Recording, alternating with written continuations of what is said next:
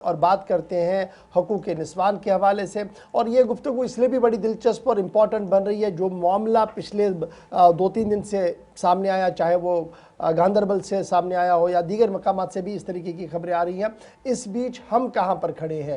قانون تو اپنی بات رکھ رہا ہے، لیکن کیا قانون کی پاسداری ہی کافی ہے یا ہم نے اپنی سوچ اور اپنے معاملے کو بھی تبدیل کرنا ہوگا؟ اس پر آج ذرا گفتگو کرتے ہیں، اور آج کے مہمان ہمارے جو ہیں یہ ایڈوکیٹ شبیر احمد وانی صاحب ہے، Jammu Kashmir Ladakh common high court کے اندر پریکٹیسنگ وکیل ہے۔ بہت بہت شکریہ شبیر احمد وانی صاحب ہمارے ساتھ جوائن کرنے کے لیے۔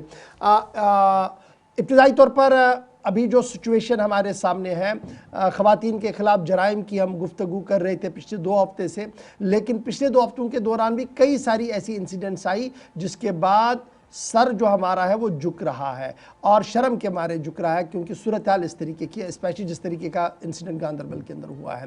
لیکن کل ملا کر آپ وکیل ہیں، آپ کے پاس لوگ آ رہے ہیں، اس طریقے کے کیسز بھی آپ کے سامنے آ رہے ہیں جہاں پر جنسی تشدد کے معاملات ہو، جہاں پر طلاق کے معاملات ہو۔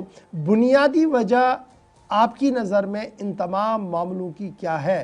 یہ نا اتفاقی جو پیدا ہوتی ہے یہ کیوں ہوتی ہے؟ اس کا ازالہ کیا کچھ ہے؟ صحیح فرما رہے تھے آپ، جو ہمارا یہ واقعہ جو ہمارا پیش آیا کل گاندربل میں، تو ایسے واقعہ دن بہ دن ہمارے سوسائٹی میں بڑھتے جا رہے ہیں۔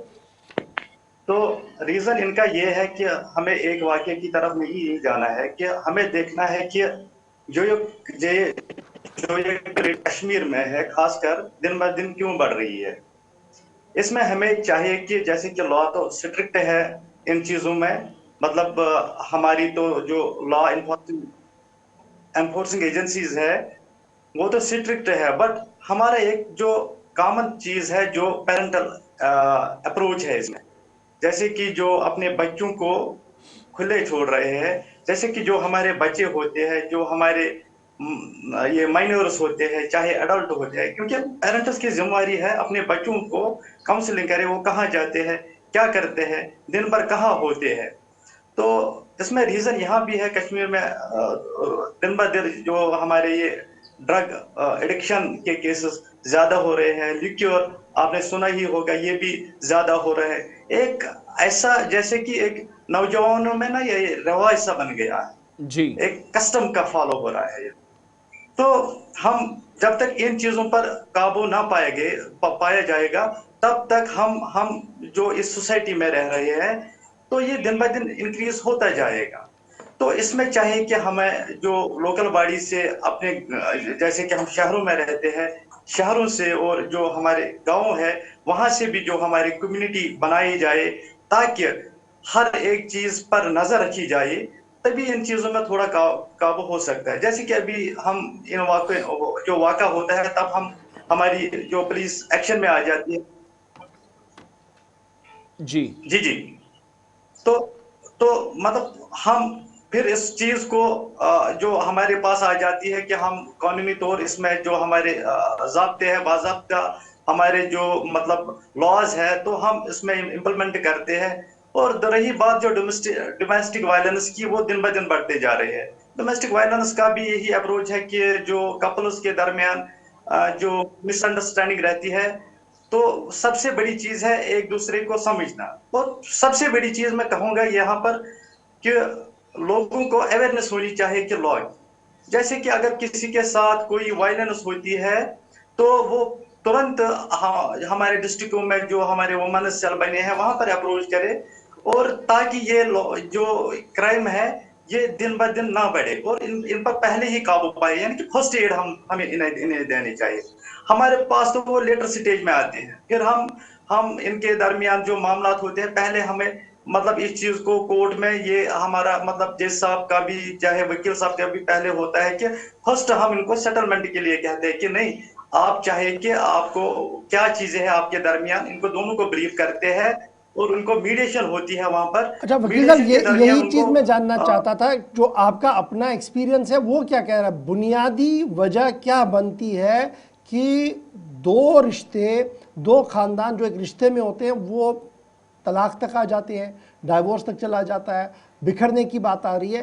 بنیادی وجہ کیا ہے؟ बुनियादी वजह जो है हमारी सोसाइटी में जो कॉमन चीजें हैं कि हम मटेरियल वर्ल्ड का जो ये फॉलो कर रहे हैं, ठीक है।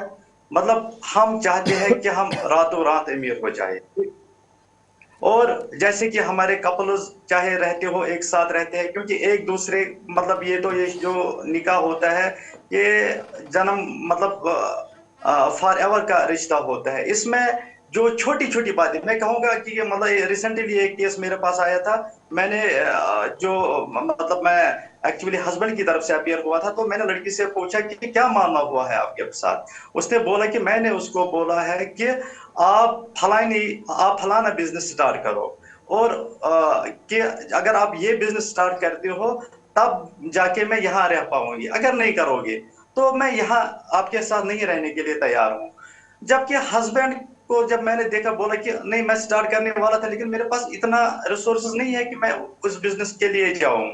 लेकिन जो मैं छोटा मोटा अभी बिजनेस कर रहा हूं, तो अभी मैं कर रहा हूं, लेकिन इतने बड़े बिजनेस में मेरा जाना और मतलब बैंक से कुछ मतलब लोन अवेल करना, तो कल फ्यूचर में प्रॉब्लम हो जाएगी। फिर ये छोटी बातें होती है, अगर हम सुने मतलब नहीं होता है, लेकिन जब कोर्ट में पहुंचता है फिर ये बड़ा मसला बन जाता है इनके लिए। सबसे बड़ी दूसरी बात, अब वुमेन भी है, उनका राइट्स है कोर्ट में, लेकिन उन्होंने एक शील्ड बनाया है इसको, जैसे कि फिर वो सारे घर वालों पर केस डालती नहीं, ये हम उन्होंने भी हमारे साथ ये वायलेंस की है, उन्होंने भी हमारे साथ ये चीजें की है। जैसे कि मतलब मैं चाहता हूं कि इसको ना इस अंदाजे से देखना चाहे कि हमें चाहे कि मतलब उस पर एक ऐसी चीज हो कि मतलब कि रियली ये हुआ है या नहीं हुआ है।